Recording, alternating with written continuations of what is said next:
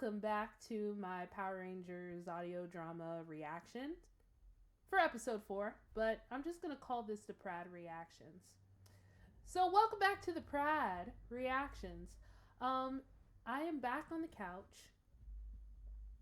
I'm not doing this in the daylight because I've been working all day, so I'm using the big light.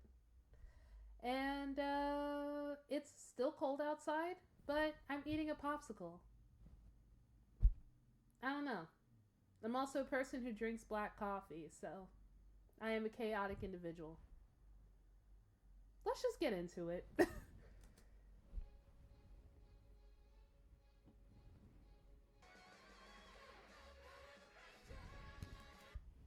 Y'all, they just added Tommy.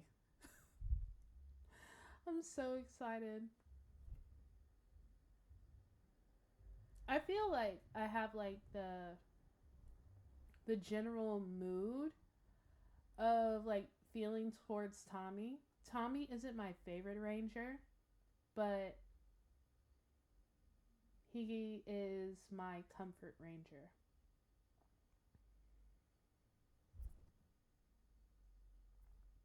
Let's take a moment to just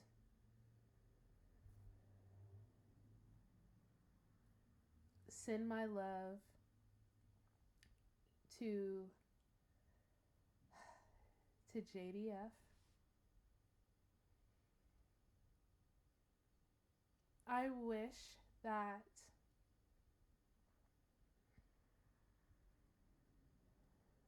I hope that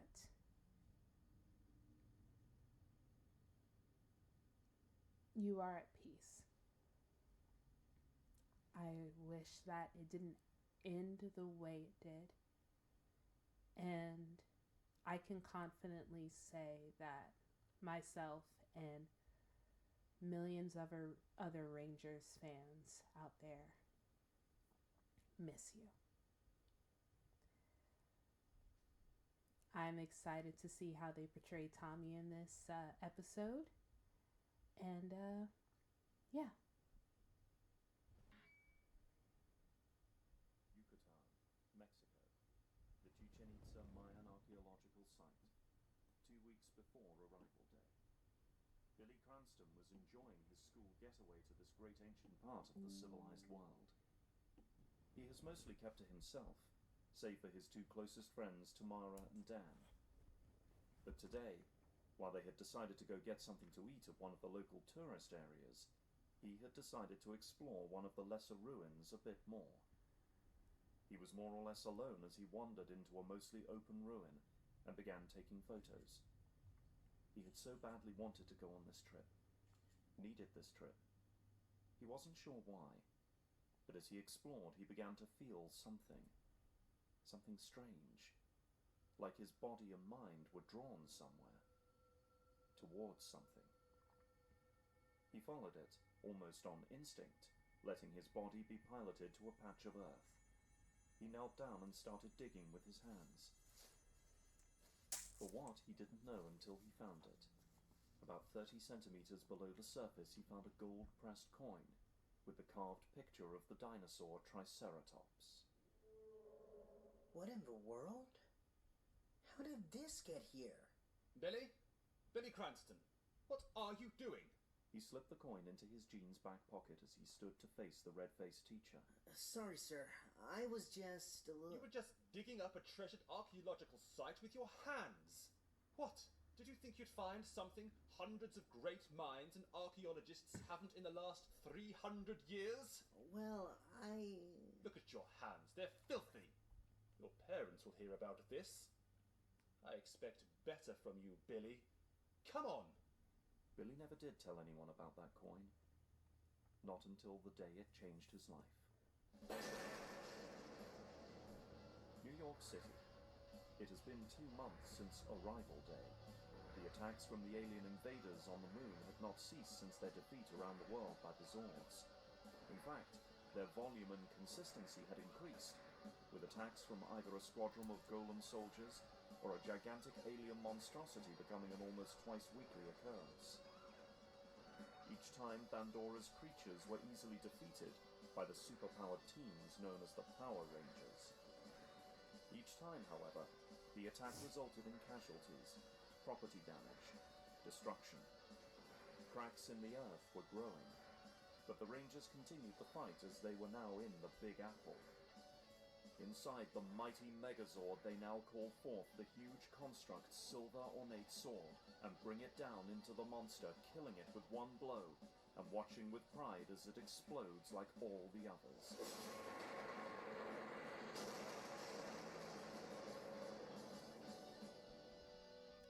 Gotcha! I wonder why they blow up. Self-destruct, maybe? To stop us learning about how they are made? That makes sense. Uh-oh, we got company. Zack points out of the cockpit windows to military aircraft and helicopters, now feeling safe enough to advance on their position. This was not new. The Rangers have been surrounded several times by the world's military forces at almost every encounter. The US Army had even fired tank shots at the Zords during one battle, but this time would end the same as all the others. Alpha! One Megazord to teleport to safety, please. I think it's interesting how, they're out here saving the world, but, understandably, militaries around the world they either want to capture them or they want to communicate with them or destroy them. Again, this is what I'm taking from it. And, I wonder if that's going to be addressed in the future, how difficult it is, sacrificing yourself and your time and, in Kim's case, her teenage freedom for a world that may not appreciate them the way that they would like. But then, again, that's just me projecting. It takes him a few minutes, but eventually he finds the number he has been given and heads up the driveway to the door, ringing the bell. I got it. The door opens and Billy now finds himself face to face with a stranger that looked to be around his age. Hello. Is this Kimberly's house? Yeah. You didn't need to ring. Come in. She's just fixing the punch. Thanks. Sorry, who are you? Oh, sorry. I'm Tommy. Ah! Kim's from school. You're another one from the summer camp she went to out of town. Yes. Yes, he is. Sorry, Billy. Being a good host. Come on in. Make yourself... Tommy answered the door. That's all I got. Tommy answered the door. I'm excited. at home. Everyone else is in the front lounge. Sure. This place is really nice, Kimberly. Thanks. The three now make their way into the lounge, joining the gathering of the other Rangers. Hey, blue guy. Hey, Billy. Billy. Trini runs up and hugs him, handing him a drink. What's this? It's punch. Rum and some fruit juice, I think. I'm not old enough to drink. Hey, lighten up. We won't tell nobody. Just a couple. If you don't like it, I can get you a soda. No, it's fine. Billy joined the group, doing his best to mingle. Though it didn't help that having an outsider here meant that they couldn't talk about their most common experiences. Billy also couldn't help but notice Jason was a little on edge. Something was bothering him. It wasn't long before he followed a few harsh looks towards Kimberly's school friend, Tommy. Jason. Jealous Jason. Okay. When Jason went to the backyard for air, Billy watched as Zack followed and decided to go too.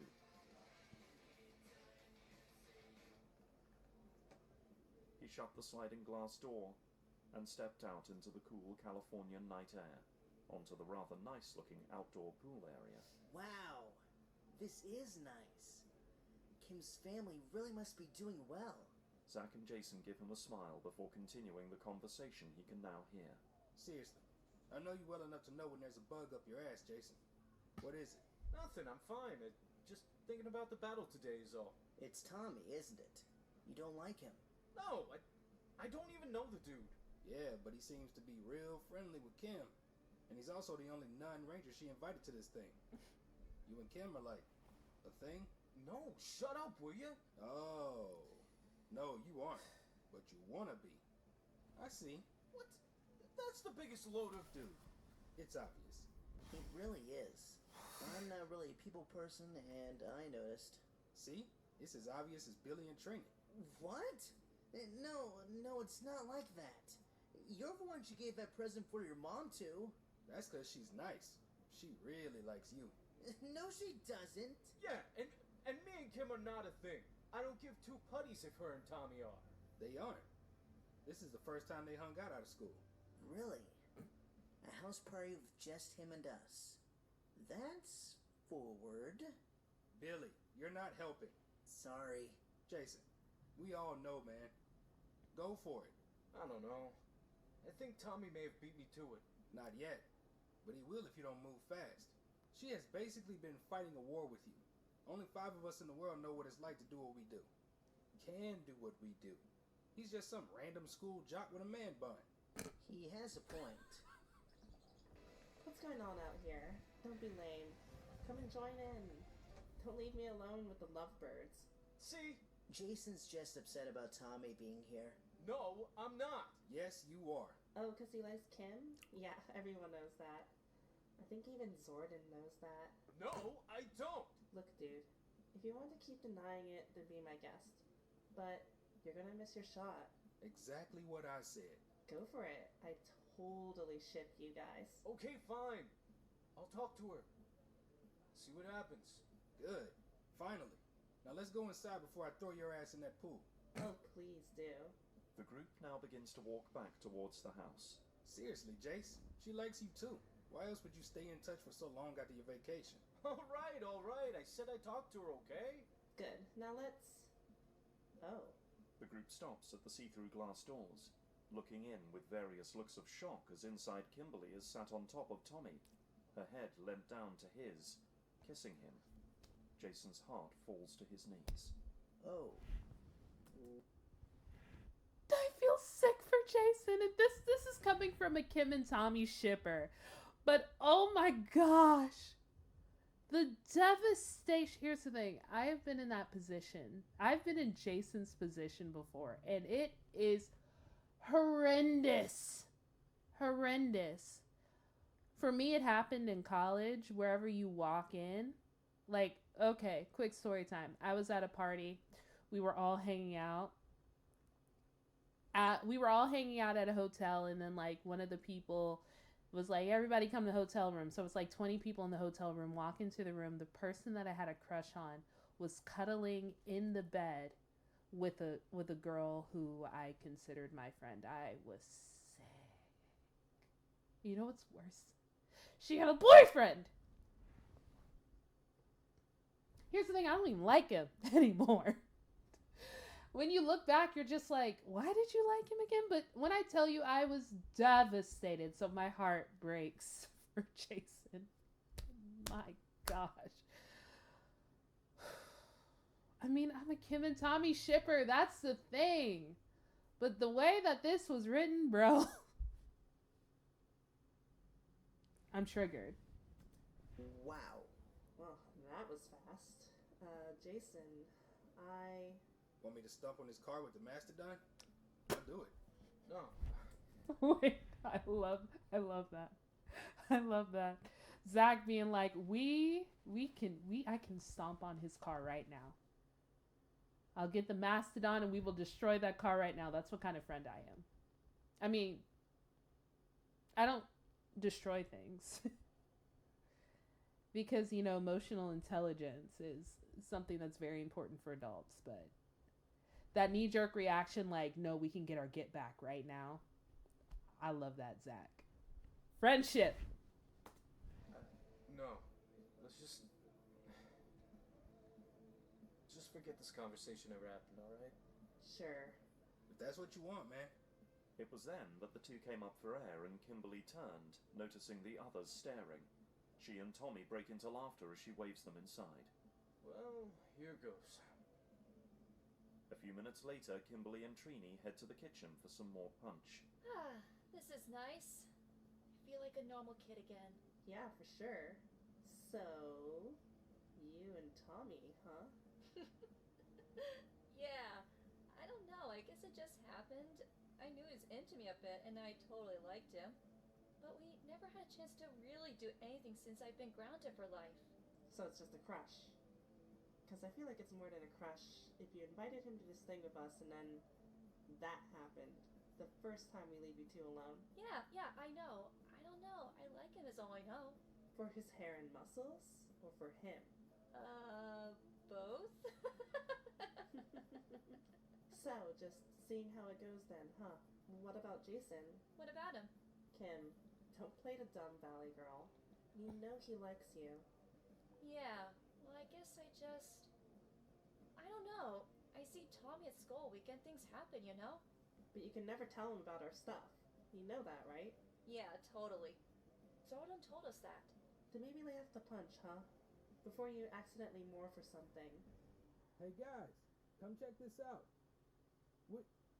The superheroes are on TV again. Oh, shit! The two young women speed into the other room, and to the gathering of the males at the party as they watch the television showing the highlights of the New York battle. No one knows where they came from or who they are, but around the world debate rages. Are these colorful superhero types fighting monsters in and out of huge dinosaur machines, working for a government? Are they even human? Or another occupying alien force simply battling the first for control of our world? And if not, are they doing as much harm as good? Are their battles with the invaders causing even more damage? The group look on in silence as the images flash showing footage of them fighting from a daring helicopter shot. Then on phone cameras from the ground. And finally, the same again for their Zords and Megazord. Who are these bright-colored warriors? Friends or foes? Friends or foes? They've saved us all how many times now? If Superman showed up tomorrow and beat the alien's ass, he'd be shot down. Aliens? They can't be aliens. Look at them. Why not? Well, Just look at that black dude's crotch. You can totally see his jump. That's a man, all right. Trini slaps her hand to her face behind him. Who says the aliens don't? They have 2 arms and legs. Some of them. Yeah, and blue monkey faces. Monkey. I always thought that one looked more like a lion. Jason now stands up without saying a word and heads to the kitchen alone. Billy again follows. which one this time? The news or him? We need to get ahead of this. We need to talk to someone, put a statement out or something. I don't think we can get a press secretary. No, do it like Superman. Talk to the papers or a podcast or something. Who? Who can we trust? Trust for what? The two look up startled as Tommy walks into the room. To, save us, I mean. These Rainbow Warrior guys, obviously. Jason just nods slightly before leaving the room. Be back in a sec. Tommy now turns to Billy as Jason heads up the stairs. I don't think he likes me too much. No, he just needed a bathroom. You want another drink, Tommy? Yeah, thanks, man. Meanwhile, inside the Imperial Star vessel Repulsor, still stationed on Earth's moon, a poor captured soul is being tested, like many before him. Please let me go. I'll do anything. Rita Bandora looks on from her makeshift throne in the ship's main banquet hall, which has been converted into a sort of throne room. The throne made of various metals and chairs throughout the ship. The man is human, standing in terror before a small platform table on which the 6th power coin is placed. He is dressed in military attire and is obviously a well-trained human specimen, picked as one of the world's greatest warriors. But now he fails, like all the others. The coin does not so much as shine. Oh, enough. Dispose of him like the others. What?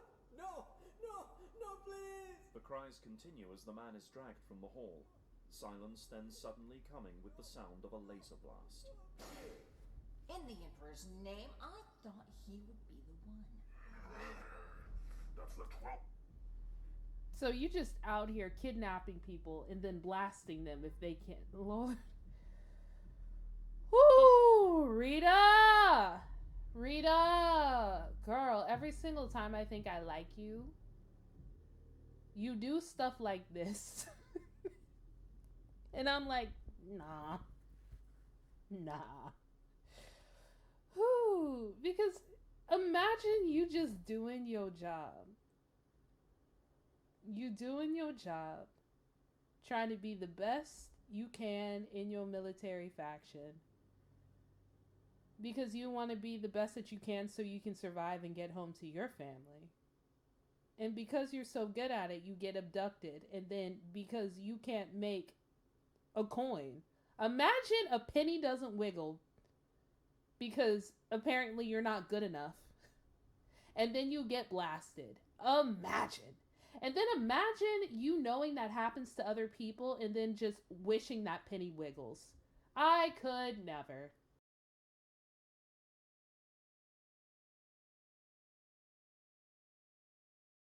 Human from this list of so-called Great Earth Warriors we have taken.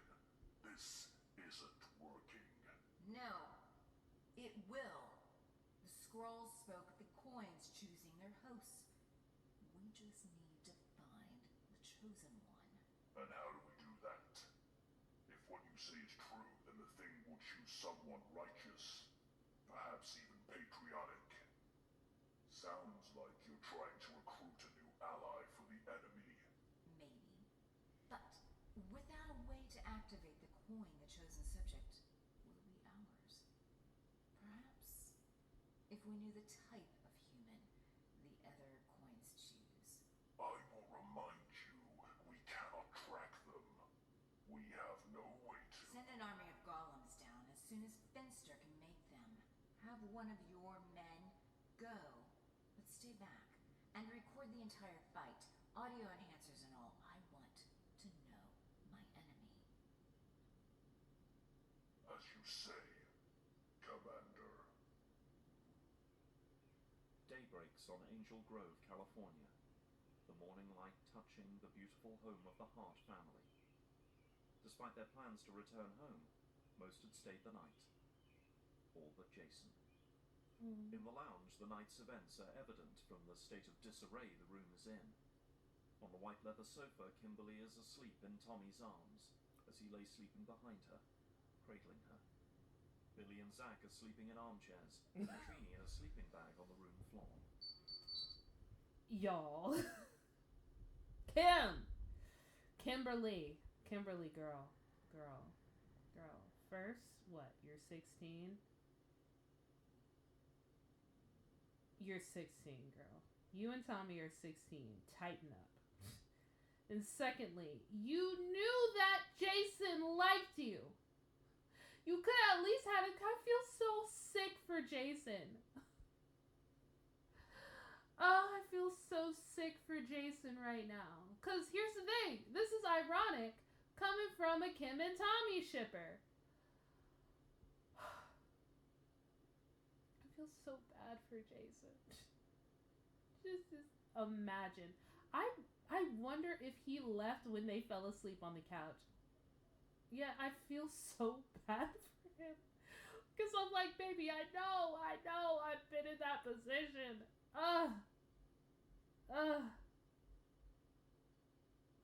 Jesus. The group wakes in a varied order and in varied states of grogginess as their phones ring and vibrate with the ringtone they had all designed and shared. The ringtone that means Zordon is contacting them. Uh-oh. Oh man, twice in 2 days? This lady needs a hobby. What?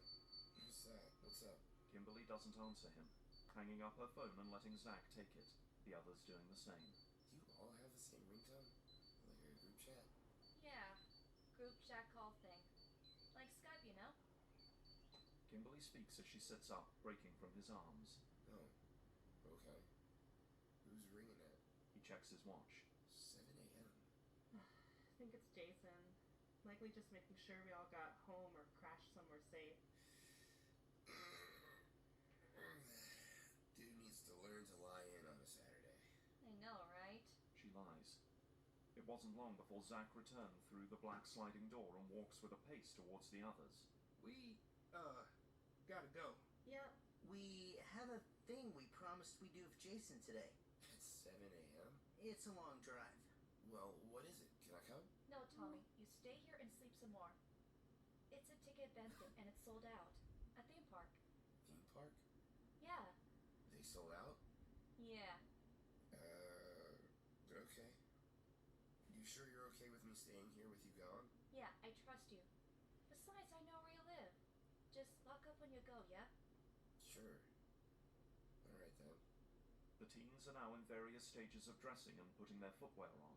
You sure you don't want coffee or anything first? No, we're late. We'll get something on the way. See ya! Bye, Tommy. Nice to meet you. Laters. Bye then. Jeez. The group soon head to the command center and get the usual rundown, meeting with Jason. They then set their teleporters for Cameron, North Carolina, and prepare for combat. After an espresso or two. Okay, ready? Right! It's morphin' time! Mastodon! Pterodactyl! Triceratops. Saber-tooth tiger! Tyrannosaurus!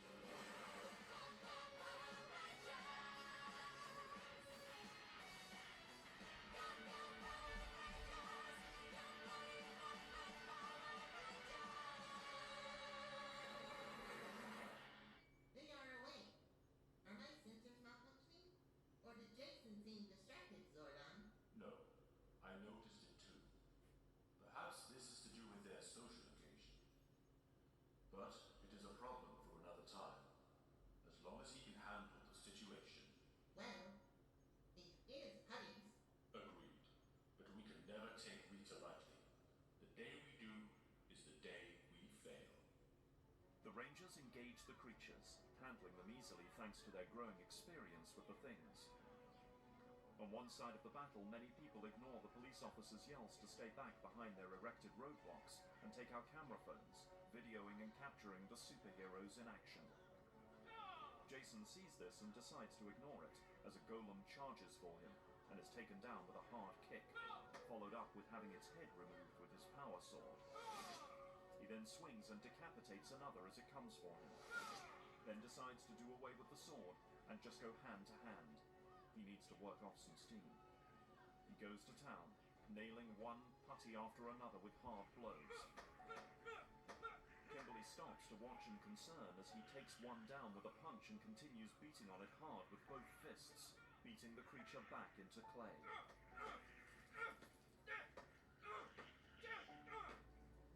Whoa, Jace, chill out! Jason doesn't say a word as he straightens, calling for their blaster pistol and raises it. He fires a laser blast, destroying a golem soldier right behind Kim as it came for her. I think you better watch your own business there, Kimberly. He then turns back to the remaining forces and continues the fight. Alright! Ladies and gentlemen, this is why they say don't mix business with pleasure. Let this be a lesson to all who watch this. Don't you dare mix business with pleasure. Because here's the thing. Jason is taking this very personally. Kim could have handled this better. Two things could be true at once. Kim should have told him the minute she started feeling Tommy. Should have told him how she felt about Tommy. Because Jason feels blindsided. But at the same time, Jason, just because she likes Tommy doesn't give you the right to act like a butthead. So folks, do not crush on people that you work with. And yes, they did crush on each other on vacation and stuff. But the minute they started working together, they should have had a conversation. Whether it's like, okay, I do want to continue, do want to try hanging out with you romantically, or maybe we should just be teammates, or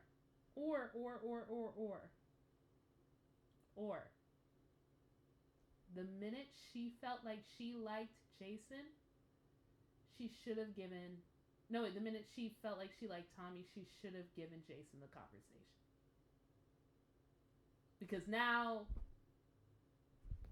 they're in combat and Jason is in his feelings. And Kim is just like, yo, chill out. There is no chill. Jeez. Get over it already. It wasn't long before the last of the forces fell to the Rangers, the warriors standing tall once again as the crowd ahead cheered. As has happened many times before, reporters then begin yelling questions. But this time, instead of teleporting away, Jason turns his head towards two TV news reporters and begins walking over to them. Wait a minute, Jason! He stops himself short of saying his name now that the noise of the battle has ceased. The others just group together and watch as their leader walks right up to the cameras and speaks. People have been asking a lot of questions about us. You deserve answers. First of all, we're human, but we prefer to keep our identity to ourselves, to keep the people we love safe. Do you work for the US government? No. Do you work for any government? No. We work for a force that wants to stop Bandora's invasion of Earth and keep us all free and safe. Bandora? Rita Bandora. That's the name of the commander of the alien forces. And who are you? We are the Power Rangers. And we are here to help. You should have talked to me before you did that. We had to. The people needed to know that they could trust us. It's why we took the name, so people could call us something. Indeed. But the more the people hear your voices, the more they can use to find out who you are. The same goes for Bandora. Yeah, I guess. So we should, like, do a Batman voice? You mean, should we find a way to disguise our voices? That is possible. The suits should be able to. No, we do that and no one will trust us. They need to hear we are American. They can't see our faces or anything else. We'll be fine. But if you want, I won't talk again without asking. That is all I ask. Okay. One more thing. Alpha may be a sentimental robot, but that does not mean he is your personal transportation service. The teleporters are to be used for ranger business or emergencies only from now on. Is that understood? Fine. Oh man, I hate the bus. That is all, Rangers. Well done, as always. And may the power protect you. The group begins. Alright, so I feel interesting about this statement because I'm conflicted because yes, they should not be using Alpha as, Uber. They shouldn't. But at the same time, could they have like team sanctioned events where they go and hang out with one another? Build those bonds, build friendships. They live on opposite sides of the country. Come on. There has to be like a middle ground. Okay. Maybe don't have like, oh, Alpha, I'm late to school. Can you teleport me to school? Yeah, I get it. But could they at least just hang out like twice a month besides going to fight? Team building is important. Begins to disperse towards the transportation room. Jason, please remain a moment. Jason and Kimberly's eyes met for a moment before she turns away and follows after the others. Jason shakes his head and grumbles, but remains. What's up? Is something bothering you? No. You are sure? Did something happen yesterday at your gathering? No. Just tired is all. You can talk to me, Jason. Honestly, I'm fine. Is there anything else? No. Great. Speak soon. Later, Alpha. Jason heads up the gangway and out of the main chamber. Farewell, Jason. I had better go make sure they remember how to use it. We don't want them to be atomized. Agreed.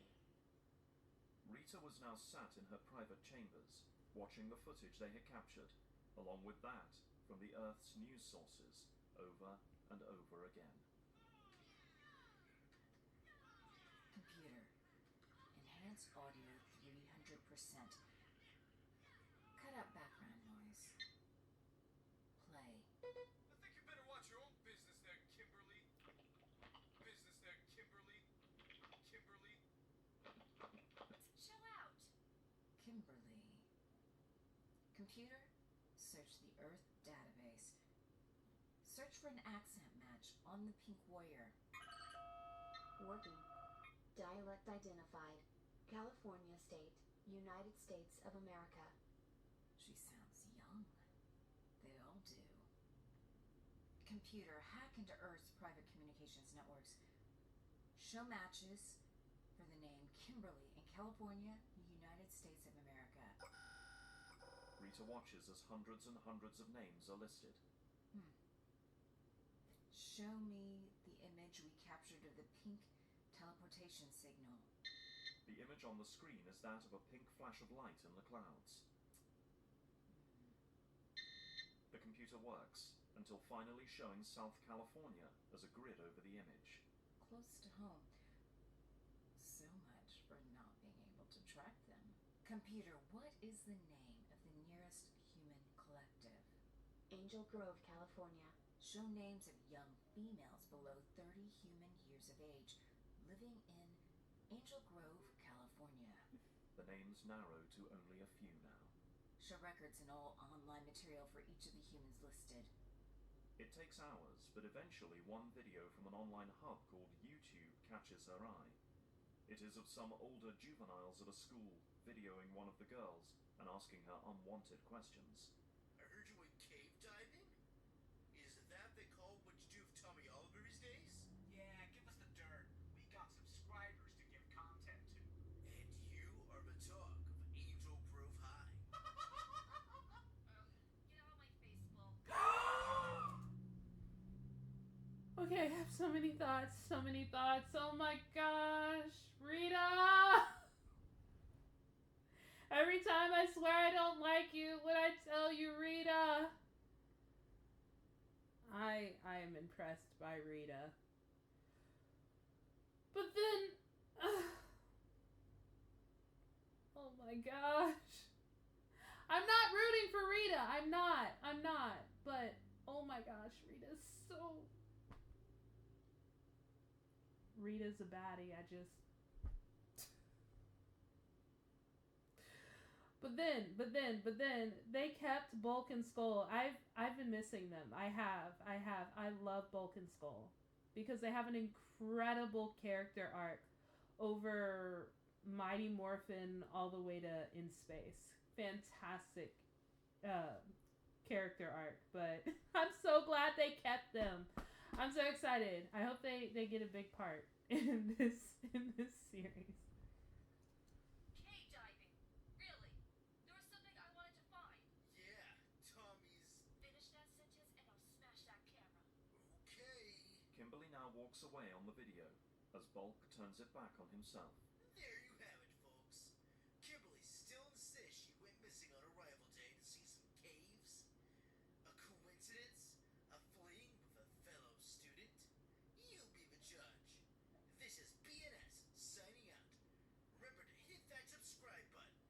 Rita now stops the video and sits back in her chair in deep thought. Went missing on arrival day. Did she? Finish that sentence and I'll smash that camera. No, Jace, chill out. 100% match. She sits forward again, glaring into the screen at the image of Kimberly. So, juveniles, that's it. Hello, Kimberly. Or should I say, Pink Warrior? Monday morning, Angel Grove High. Kimberly walks the halls, heading outside for lunch and hoping to avoid Bulk and Skull. She is not in the mood to be harassed today, but she doesn't find them. But who she does walk into by the benches is Tommy. Hey, Hi. so... that happened. You want to talk about it? About what? I don't know. The kiss? The part where you ditched me to go hang out with Jason with the worst lie ever? Look, Tommy, Are you and he... like... No. Look, it was a private best friends. Nothing weird at all, okay? No big secret. You swear? You're a I liar. swear. No big secret. Okay. Now, let's go eat and chat, huh? As the young couple walk away, they have no idea that on the hill above them, Rita Bandora is stood watching intently, disguised in the attire of a smartly dressed schoolteacher. Power Rangers? What a cool name. You think they do t-shirts? Rita listens to the passerby, but returns her attention to Tommy and Kimberly. She then takes out the 6th power coin from her pocket and holds it out in the palm of her hand. It is glowing, glimmering a faint but distinct green light. Green. A green warrior. A green ranger. She looks up again and glares at Tommy as he seems to look back at her. Hello, Green Ranger.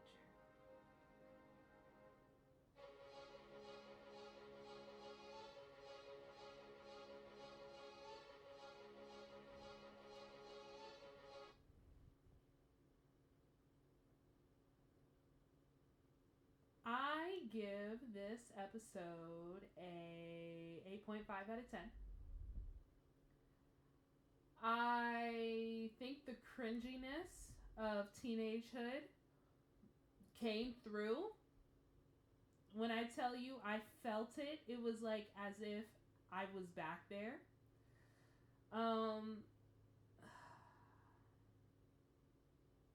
Kim is coming off very flawed in this episode.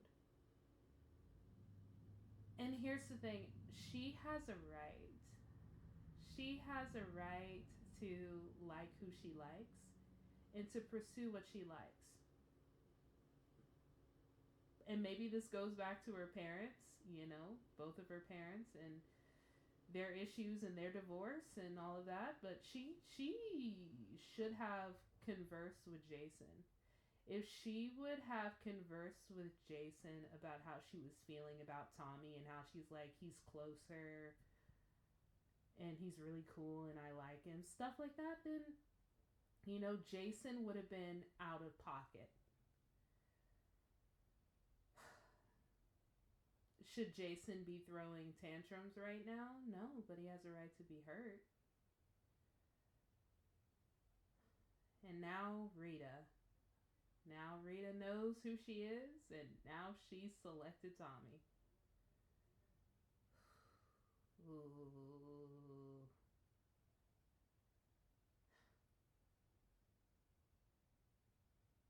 I am not as upset as I was ending this episode as I was ending this episode as I was last week. Because last week, I was pissed. I was so upset. But now I'm just like, well,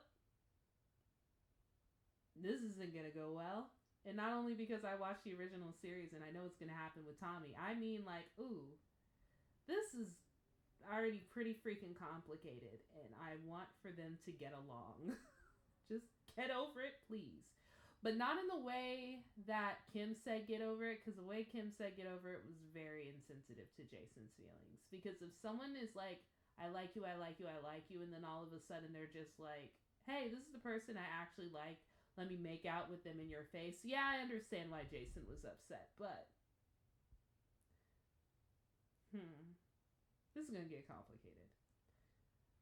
Theories.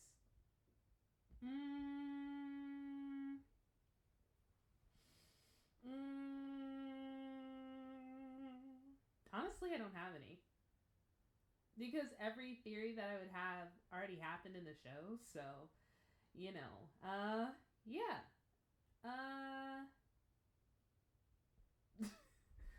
See, this was a pretty straightforward episode. I did like how we got to know how Billy came to his power coin. I think it's interesting how his power coin was in a whole other country and how he felt, an internal pull to this country. He was in the Yucatan. Like, he had to go to Mexico for his coin. I wonder where Trini got hers. Who knows? But, yeah. That's all I got. Thanks for watching. Next week we'll be back with episode 5. Peace out.